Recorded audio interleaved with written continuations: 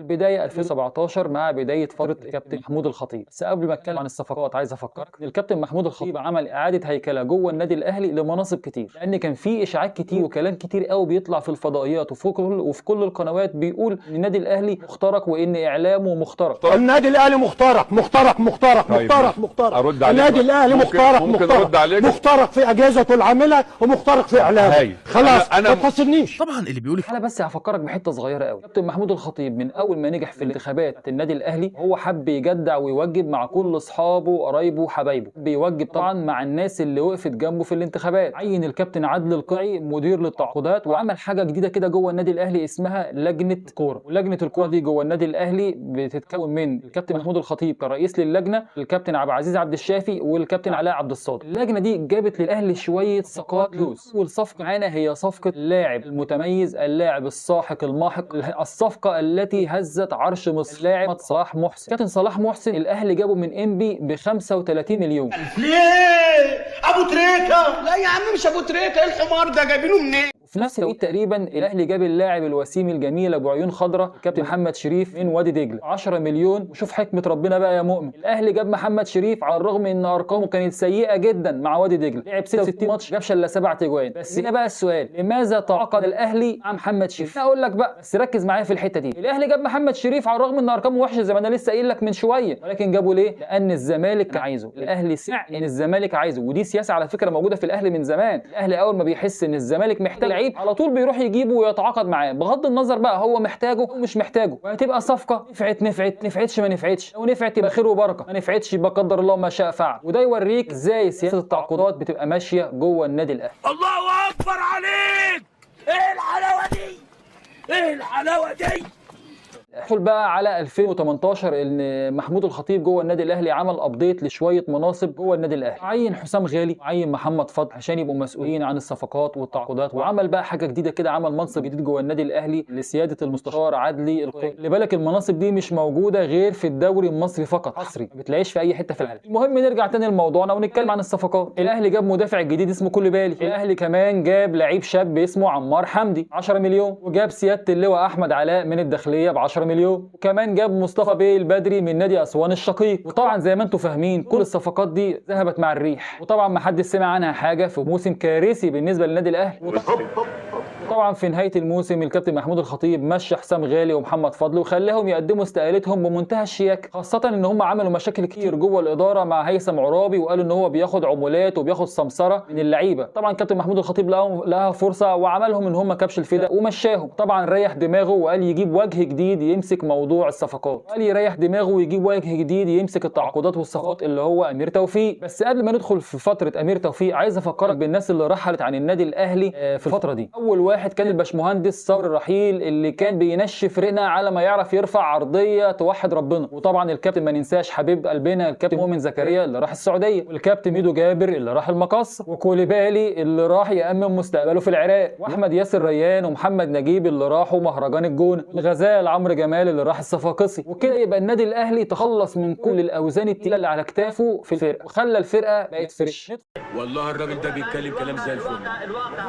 ندخل بقى 2019 واحنا على نضيف. الاهلي ابتدى الموسم بصفقه حسين الشحات ب 5 مليون دولار، وطبعا الاهلي دفع المبلغ ده حسين الشحات على اعتبار ان حسين الشحات بيطلع نار من بق، الراجل حرفيا كان بيجيب اجوان من كل حته، بيلعب في كل مراكز الملعب ما عدا قلب الدفاع وحراسه المرمى. حرفيا حسين الشحات كان مذهل.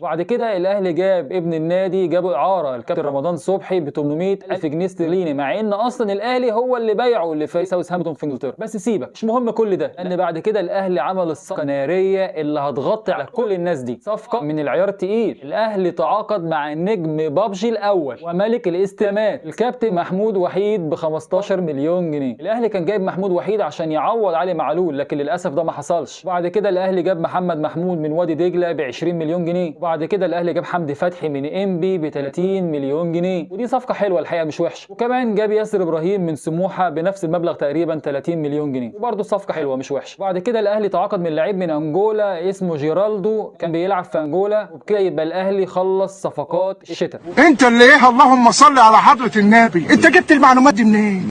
وكده في صفقات 2019 يبقى الاهلي عمل فرقه جديده ومش ناقصها الا حاجه واحده، انه يلاقي المدير الفني اللي يقدر يعمل التوليفه اللي تحكم المجموعه اللعيبه دي، وتقدر تدي الاداء اللي الجمهور عايزه ويرضى بيه، وتقدر تحقق البطولات اللي الجماهير بتتمناها. علي النعمه انت بتتكلم صح. طبعا بيتكلم صح ازاي بس يا مرسي؟ الراجل بيتكلم صح. طب انت عارف ابوه ليه؟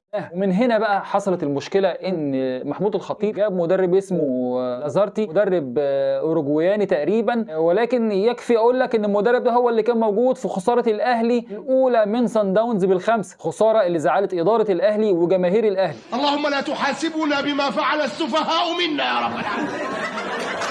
وهنا انا عايز اقف معاك وقفه صغيره عشان عايز اقول لك على حاجه مهمه. اسوأ حاجه في اداره النادي الاهلي ان لما بتحصل ازمه كبيره او خساره كبيره، النادي الاهلي وادارته بيعملوا حاجه من الاثنين، يا اما بيغيروا المدرب، يفضل يغير في مدرب في مدرب ويبقى هو مخليه ككبش فدا بالنسبه للجمهور، يا اما بيفضل يعبي في لعيبه عشان يوهم الجماهير ان هو بيجيب صفقات تقيله. ويا سلام بقى لو عرف انه يصطاد لعيب من فرقه الخصم زي الزمالك، او مثلا انه يعرف يجيب صفقه تقيله بحيث انه يركب الترند ويخلي الجماهير تركب الترند هي كمان، ويحسسهم انه جاب صفقه القرن، يجيب لعيبه يخلي الخصم يعيط عليه ويحسس الدنيا كلها ان هو جاب صفقه للتاريخ، صفقه بتاريخ الكره المصريه. وهو ده اسوأ حاجه في النادي الاهلي، انه ما بياخدش على قد احتياجاته، لا بيعبي وخلاص، اللي ينفع ينفع واللي ما ينفعش ما ينفعش. خليك فاكر الكلمتين دول، خاصه الصفقه بتاعه الخصم عشان هنرجع لها تاني بعد شويه. برافو عليك.